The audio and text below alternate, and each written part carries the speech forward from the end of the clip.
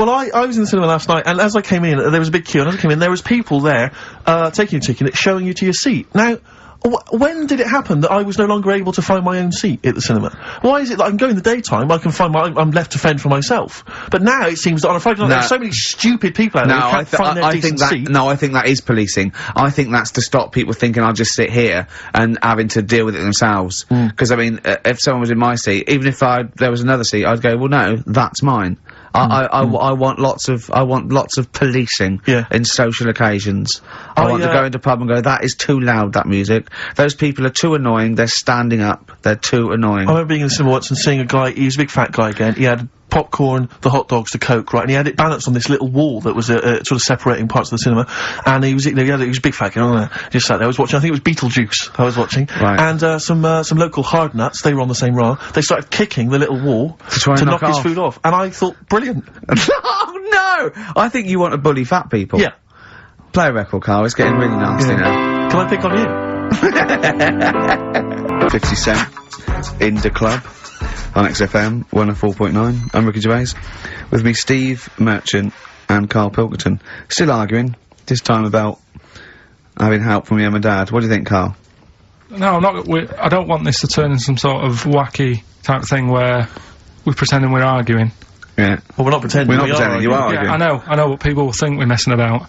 Oh, right? That wouldn't have thought so. We just need to... We can talk about it later, sort it out. Yeah, it's just that Carl's a little bit stressed. I'm not stressed, though. And he doesn't really understand that, you know, me and Steve have got lots of different jobs in the week, he's just got one job. Yeah, and we sort of rely on people getting messages to us, you know, as soon as they get them, you know, and not sort of deleting them from their phone selfishly. Yeah. Just things like that, you know, people being on the ball. Not just thinking about themselves all the time, not just thinking about number one. What do you think, Carl? Whatever. Do you know what I mean? Whatever. Don't get all maudlin again. Just having a little discussion. Yeah, this will annoy you. Guess what? Think of this, you little slaphead twat. Apparently... that's Sony's ours. Right, apparently, women can get bald treatment on the National Health Service, but men can't. What do you think of that? Do you think that's fair? Is that a fact? It's a fact. We should point out that Karl is, would you say balding? Yeah. Would that be fair? Well, either that or a wide parting. He looks like Charlie Brown. He's got the same sort of hair arrangement as Charlie Brown. Yeah, he's I don't think Charlie was balding though, was he? He was only about 10. Well, no, but he just had, like, a couple of things on the top, and his hairdo, Carl's had a hairdo that keeps It's not a hairdo.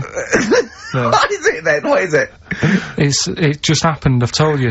Noel was in, right, once. Noel who? Gallagher. Oh, yeah. Right. Oh, right, you're on first name terms. Right, and, from the hood, isn't he? And whoever was doing the interview said, well, you know, what... Will Liam be able to keep up that sort of hard attitude, right? Say when he gets older and he goes bald, and, you know, could he still carry off the sort of attitude that he's got? And he was like, no, he'd never have that style. He couldn't have that style that lad's got in there, and pointed at me. Yeah. I said, it's not a style. I said, I didn't go to the barbers and say, can you just, like, shave the top bit, leave the sides? Yeah. Can you move a little prior tuck? That's the way it is. Yeah. Right, and you were just saying to me, what would you do if you went back in time? I'd probably use a better shampoo. I wish we could tape the conversations we have off air. Yeah. Because, I mean, they are ridiculous. What would you do if you go back in time? And the other stuff we were just talking about is, obviously, can't talk about. Can I just ask though, sorry, when did you start to notice it was disappearing? I mean, at what age did it kick in? I worked a lot. You see, you'll be safe, do you know what I mean? Your hair will stay there, but it's when I used to do a lot of hours, working and yeah, you were stressed and things, yeah. Stressed out, and it just went... Well, I'm beginning to understand what stress is like, you know, because I'm not getting messages and stuff like that, but yeah. Yeah. But, probably about, I don't know, 24. That's unlucky, innit? Something like that. And did you panic, or were you just not bothered? Not bothered. He's not bothered, he wouldn't be bothered. I'm not bothered.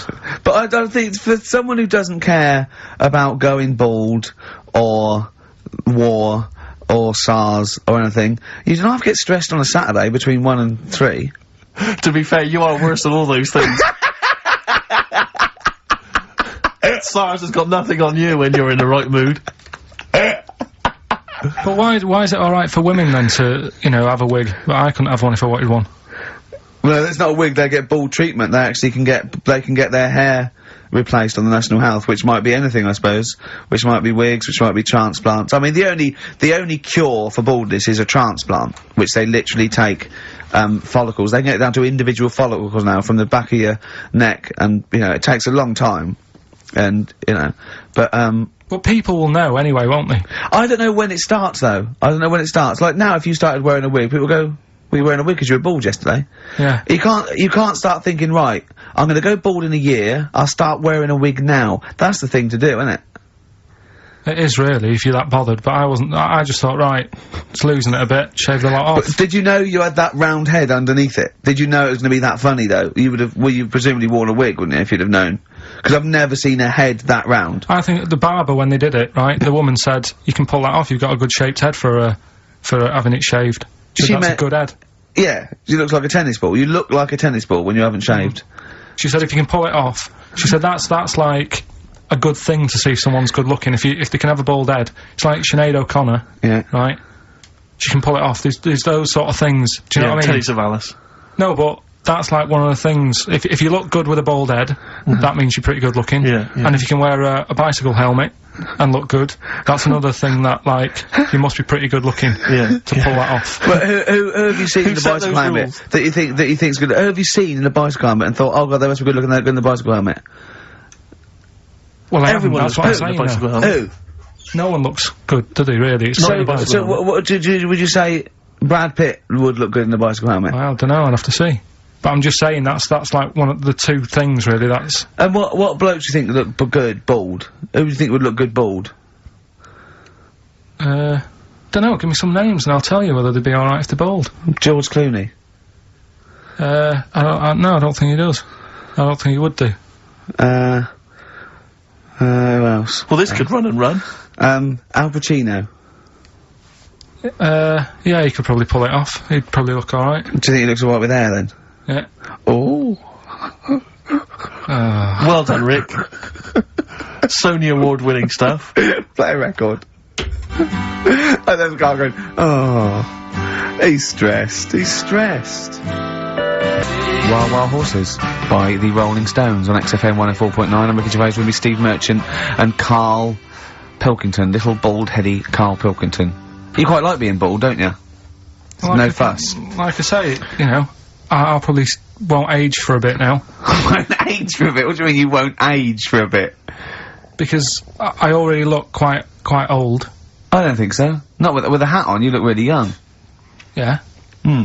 Well, I'm just saying, so I won't change that much. It's like that. I don't think there's anything wrong with it. I actually don't think, as long as you shave it, straight back, I can't have you on that. Nothing wrong with it.